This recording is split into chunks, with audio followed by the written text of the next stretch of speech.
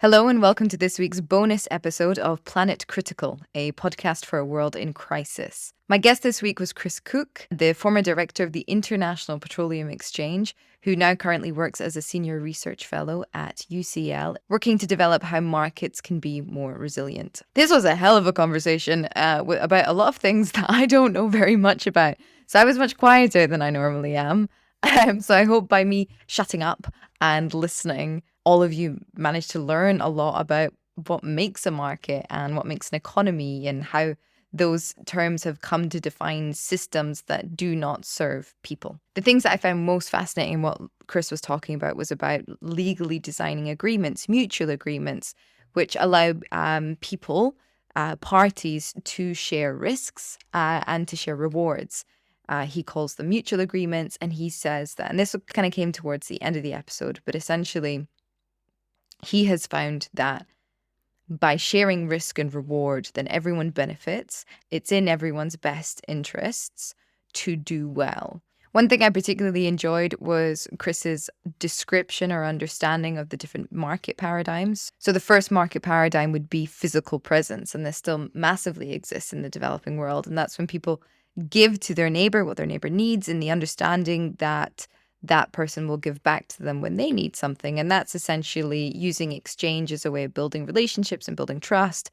It's a huge cornerstone of David Graeber's book, The First 5,000 Years of Debt. The second paradigm is the physical presence of a third party, i.e. a middleman, an intermediary.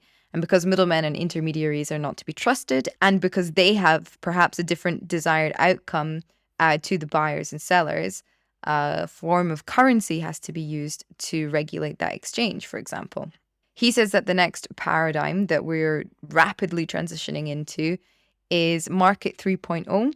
He says it will be a network-based market. It will have the presence of a network. Now, that will take the form of cooperatives, which is not a new model whatsoever, but essentially because the middle class and your average Joes have been squeezed out of the market all over the Western world, networks will be developed which give people access to the resources or the things that they need. That was how I understood it. A couple of things really stood out to me when he was talking. The first was about these middlemen, and he said that when you introduce middlemen, that's when hierarchy and corruption sets in. And for those of you who've been following the podcast for a while, you'll know that my investigative journalism is in climate corruption in Southeast Asia and the Pacific.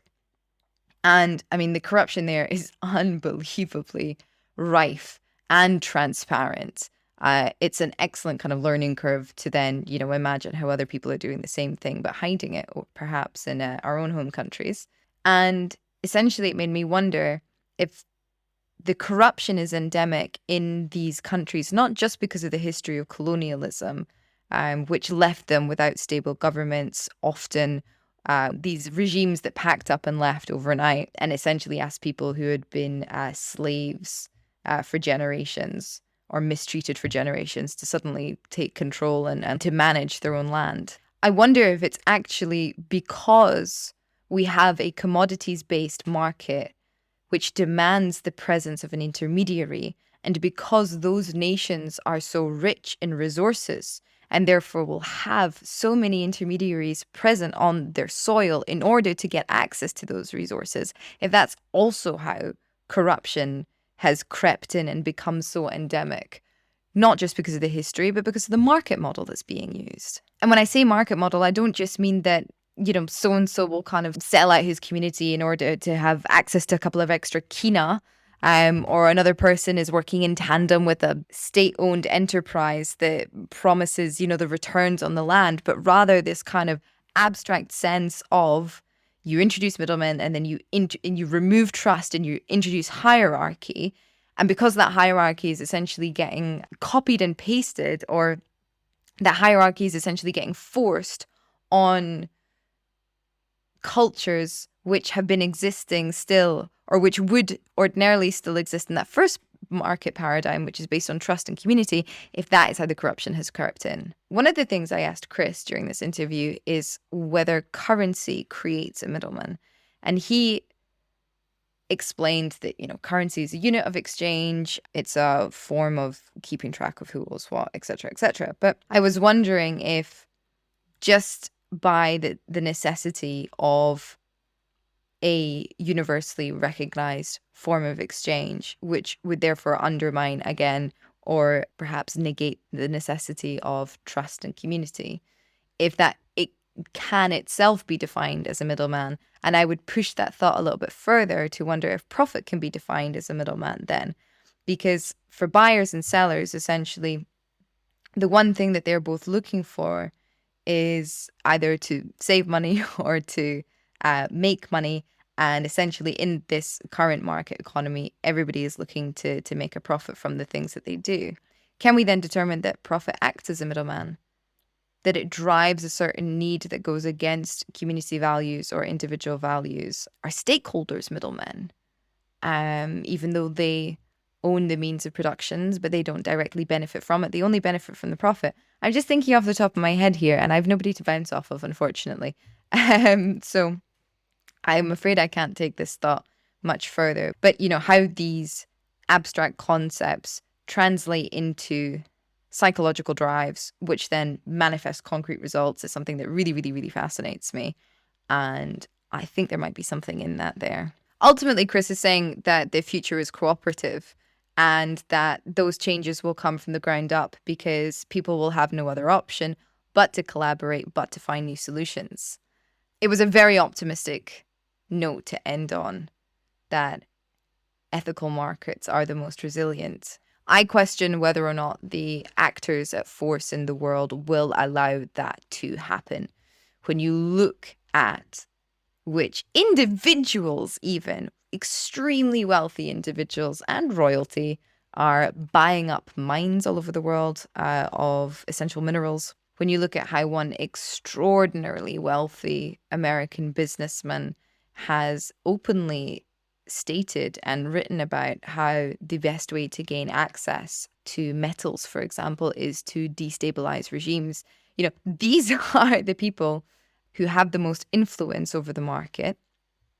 And given their complete disinterest in having a market that serves a community or is a manifestation of community rather than just a capacity for driving up profits or making profits, I wonder what would be put in place to inhibit drives for cooperation, essentially, especially in nations and in cultures where we don't already have that in place in a legal framework. I mean, we saw that in Berlin. So Germany's quite an interesting example because Berlin has a state government which manages a lot of the city's laws, etc. And then obviously there's the federal government. What happened last year was that the federal court overruled the Berlin state law, which had imposed a rent cap in 2015. So that was in the middle of the pandemic, right? And this is already a nation that has a history of cooperatives. I mean, Berlin citizens voted to take properties away from big landlords later that year in September. So they have a culture of these housing co-ops, and still the federal court voted against it. So certainly when I look at, the United Kingdom or the United States, in these nations and cultures that do not have a history of cooperative housing, at least for a while, and therefore do not have the laws or maybe even the intention in place, or even kind of the entitlement, the average citizen entitlement that, you should be allowed to live well, that property is not a means of creating profit, is a housing right, for example. That's still quite a fringe opinion in the USA, the UK, these kind of dominatrixes of the Western world. And so I wonder how that struggle for cooperative models and mutual legal agreements, as Chris was explaining, would play out in different countries depending on the legal framework that already exists and the culture that already exists.